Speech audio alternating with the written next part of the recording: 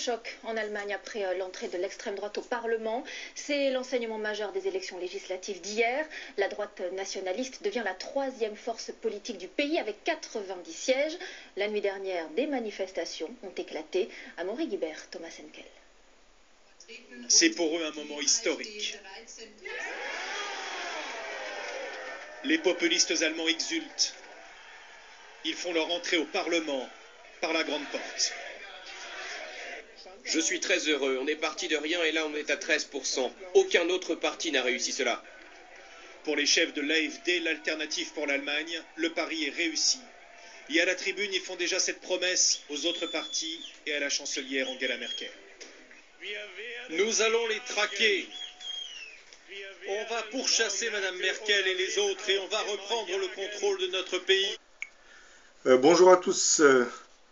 Pour la première fois depuis la fin de la Deuxième Guerre mondiale, un parti d'extrême droite va faire son entrée au Parlement allemand, le Bundestag.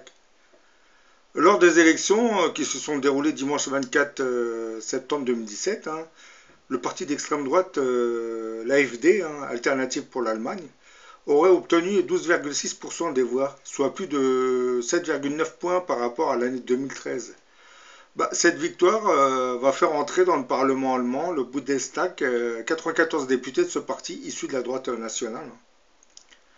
Mais comment est né ce parti d'extrême droite qu'on appelle AfD?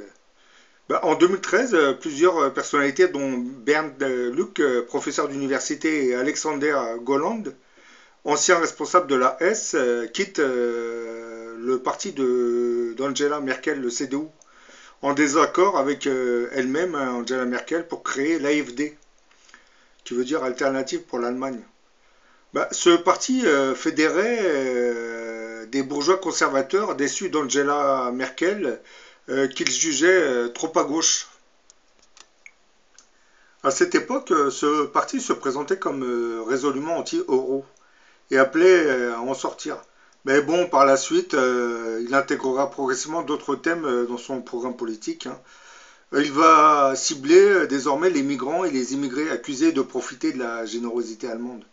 Avec la décision de la chancelière Angela Merkel d'accueillir des milliers de réfugiés en Allemagne, ce parti, l'AfD, se radicalisera en affichant clairement sa ligne anti-immigration et anti-islam.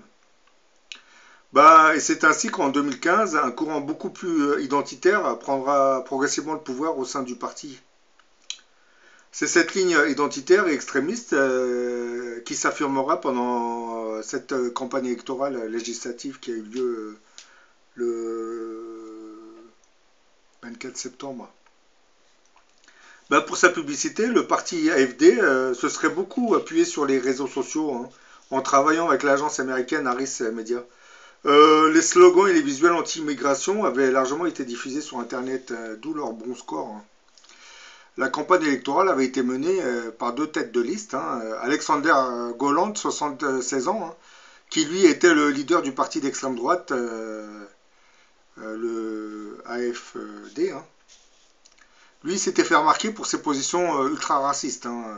Lors de sa campagne électorale, il occultait les problèmes économiques du pays pour privilégier celui de l'immigration, qui à ses yeux en était responsable. Il s'en était entre autres pris à Jérôme Boateng, joueur de la sélection nationale de football d'origine ghanéenne, en disant que les gens l'appréciaient en tant que footballeur, mais qu'ils ne voulaient pas vraiment l'avoir comme voisin. Et oui.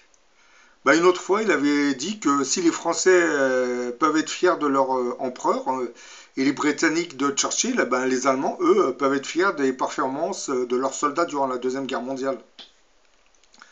C'est vraiment de la provocation, mais bon.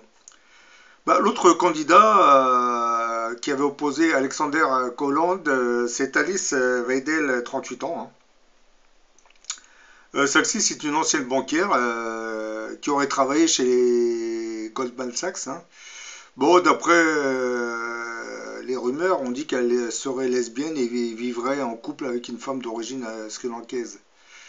Et leur couple aurait plus ou moins adopté 2 enfants. Avec un tel curriculum vitae, je comprends pourquoi l'extrême droite a pris de l'ampleur en Allemagne. Comme Alexander Holland, son discours était également très anti-immigré et anti-islam. Selon elle, l'Allemagne serait devenue un refuge pour les criminels et les terroristes du monde entier.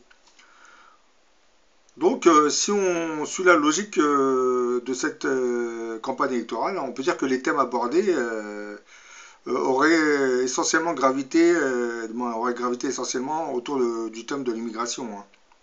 C'est un peu comme en France. Hein.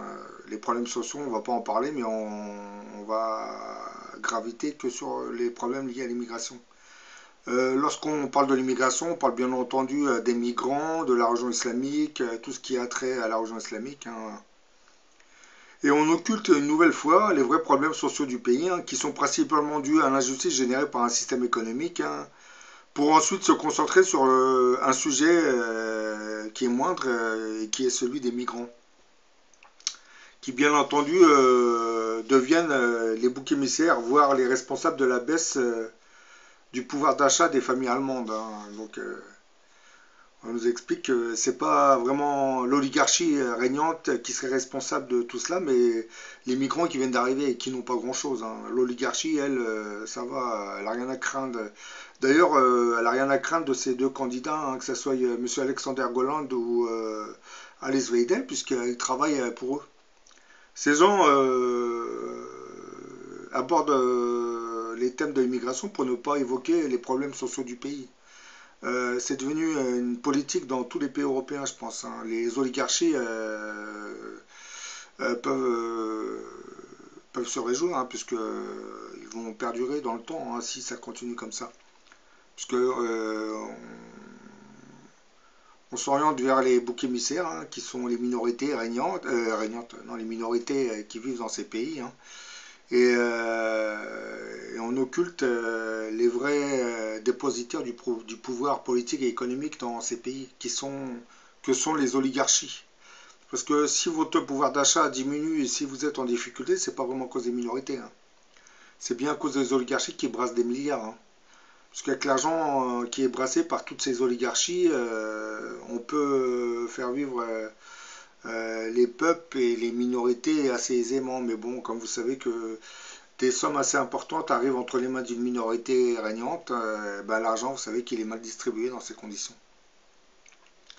N'oublions pas de préciser que le parti d'extrême droite d'Alexander Holland, l'AfD, fédérait des bourgeois conservateurs déçus d'Angela Merkel, hein, qu'ils jugeaient trop à gauche. Hein. Parce que là, on est avec le CDU, le parti d'Angela Merkel, c'est le regroupement des droites. Quant à l'autre candidat, Alice Weidel, c'était une ancienne banquière qui avait travaillé entre autres dans la banque Goldman Sachs. En langage plus clair, nous étions en présence de deux candidats, hein, qui sont au service de l'oligarchie financière qui règne en Allemagne. Hein. Ils ne vont pas trop la menacer, hein, puisque comme leur thématique de campagne électorale est orientée contre les migrants, l'oligarchie en Allemagne ne pouvait que se frotter les mains. Hein.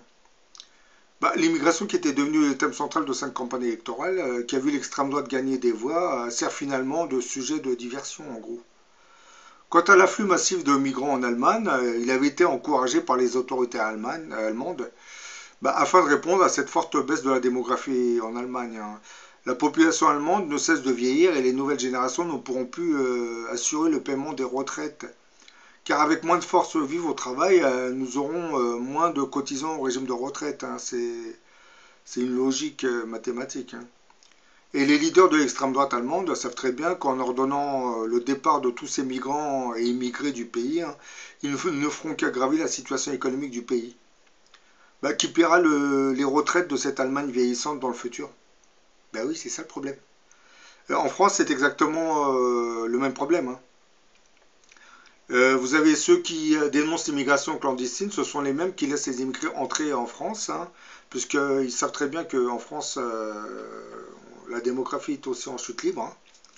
Et ces immigrés, lorsqu'ils vont s'installer en France, ils vont commencer à travailler, ensuite ils auront leurs papiers, ils se marieront, ils feront des enfants, ça fera monter la démographie du pays, oui.